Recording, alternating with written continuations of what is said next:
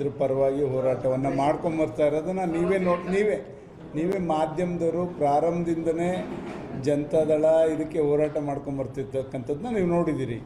But ಯಡಿಯೂರಪ್ಪನವ್ರ ಮನಸ್ಥಿತಿ ನಿಮಗೆಲ್ಲರಿಗೂ ಕೂಡ ಗೊತ್ತು. ರಾಜ್ಯದ ಜನತೆಗೆ ಅವರು ರೈತರ ಪರವಾಗಿ ಯಾವಾಗಲೂ ಕೂಡ ಬರ್ತಿದ್ದಂಥವ್ರು. ಅವರು ಮನೇಲಿ ಕೂತ್ಕೊಳ್ಳೋಕ್ಕಾಗಿಲ್ಲ, ಅವರು ನಮ್ಮ ಪಕ್ಷನೂ ಕೂಡ ನಾವು ಇವ್ರ ಜೊತೆ ಬೇದಿಗಿಳಿಯೋಣ ಅನ್ನೋ ಮನಸ್ಥಿತಿಯಲ್ಲಿ ನಿನ್ನೆ ಅಲ್ಲಿ ನಡೆದಂಥ ಪ್ರಸಂಗದಲ್ಲಿ ಅವರು ಘೋಷಣೆಯನ್ನು ಮಾಡಿದ್ದಾರೆ. ಇದನ್ನು ಮುಂದಿನ ದಿನಗಳಲ್ಲಿ ಎರಡೂ ಪಕ್ಷದ ವರಿಷ್ಠರು ಕೂತ್ಕೊಂಡು ಅವ್ರು ಚರ್ಚೆ ಮಾಡ್ಬೋದು. ನಮ್ಮದೇನಾಗಿತ್ತು, ನೀವೇ ಕಳೆದ ಕೆಲವು ದಿನಗಳಿಂದ ನೋಡಿದಿರಿ, ದೇವೇಗೌಡರು ಕೂಡ ಇದ್ರ ಬಗ್ಗೆ ಮಾತಾಡೋ ಪರಿಸ್ಥಿತಿಗೆ ಬಂದರು. ಅಂದರೆ ಎಲ್ಲಿ ಇವರು ನಮ್ಮ ಕೋರ್ ಕಮಿಟಿ ಅಧ್ಯಕ್ಷ ಹೇಳಿದ ರೀತಿಯಲ್ಲಿ ಈ ಸರ್ಕಾರಕ್ಕೆ ಕಣ್ಣು ಕಿವಿ ಎರಡೂ ಇಲ್ಲ, ಹಾಗಾಗಿ ಇದನ್ನು ಯಾವುದೂ ಕೂಡ ಗಣನೆಗೆ ಹಾಕೋತಿಲ್ಲ, ರಿಯಲ್ ಎಸ್ಟೇಟಿಗೆ ಹೋಗ್ತಾ ಇದ್ದಾರೆ ಅಂತಕ್ಕಂಥದ್ದು ಭಾಸವಾಗಿ ದೇವೇಗೌಡರು ರೈತರ ಪರವಾಗಿ ನಾನು ಕೂಡ ಇಳಿಬೇಕಾದಂಥ ಪ್ರಸಂಗ ಬರ್ಬೋದು, ನಾನು ಕೂಡ ಗಾಂಧಿ ಸ್ಟ್ಯಾಚ್ಯೂ ಮುಂದೆ ಕೂತ್ಕೋಬೋದು ಅಂತಕ್ಕಂಥದ್ದನ್ನ ಘೋಷಣೆಯನ್ನು ಮಾಡಿದ್ದಾರೆ.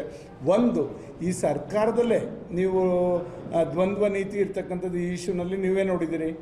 ಯಾರು ಜಾರಕಿಹೊಳಿ ಸಾಹೇಬರು ಅವರು ಕೂಡ ಇದು ರೈತರನ್ನ ನಾವು ಒಕ್ಕಲೆಬ್ಬಿಸಿ ನಾವು ಮಾಡ್ತಕ್ಕಂಥದ್ದು ಸರಿಯಲ್ಲ ಅಂತಕ್ಕಂಥ ಅಭಿಪ್ರಾಯ.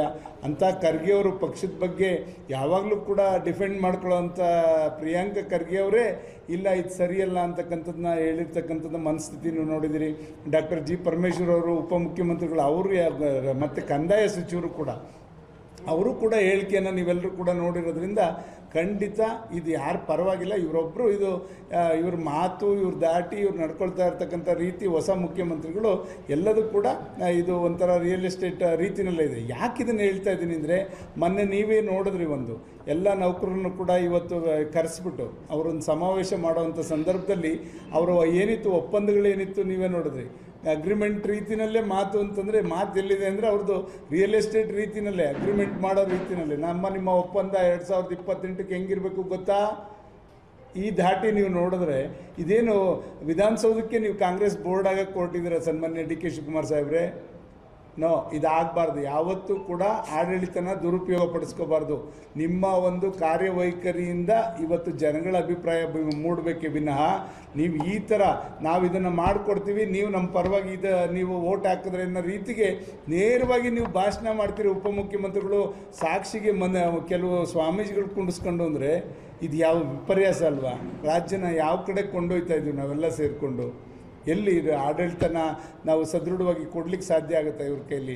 ಈ ಥರ ರಾಜಕೀಯ ಅವರು ಒಂದೊಂದು ಹೆಜ್ಜೆನೂ ಕೂಡ ಚುನಾವಣೆ ಅರ್ಥದಲ್ಲೇ ಮಾಡ್ತಾ ಇರ್ತಕ್ಕಂಥದ್ದನ್ನು ನೋಡಿದಾಗ ಖಂಡಿತ ಇವತ್ತು ರಾಜ್ಯದ ಬೊಕ್ಕಸನೂ ಕೂಡ ಇವತ್ತು ಅವರೇನು ಇದನ್ನು ಸಂಘಗಳು ಮಾಡಿ ಪಂಚಾಯತಿಲಿ ಮಾಡೋಕ್ಕೆ ಹೊರಟಿರ್ತಕ್ಕಂಥದ್ದು ಏನು ಈ ಕಾಂಗ್ರೆಸ್ ಪಕ್ಷದ ಹಣದಿಂದ ಅಲ್ಲ, ಸರ್ಕಾರಕ್ಕೆ ಬಂದಿರತಕ್ಕಂಥ ತೆರಿಗೆ ಹಣದಲ್ಲಿ ಇವರು ಇದೆಲ್ಲ ಮಾಡಿಕೊಂಡು ಇವ್ರ ಪಕ್ಷ ಬೆಳೆಸ್ಕೊಳ್ಳೋಕ್ಕೆ ಇದೇನು ನಿಮ್ಮ ಕಾಂಗ್ರೆಸ್ ಪಕ್ಷದ ಆಸ್ತಿನ ರಾಜ್ಯದ ಬೊಕ್ಕಸ?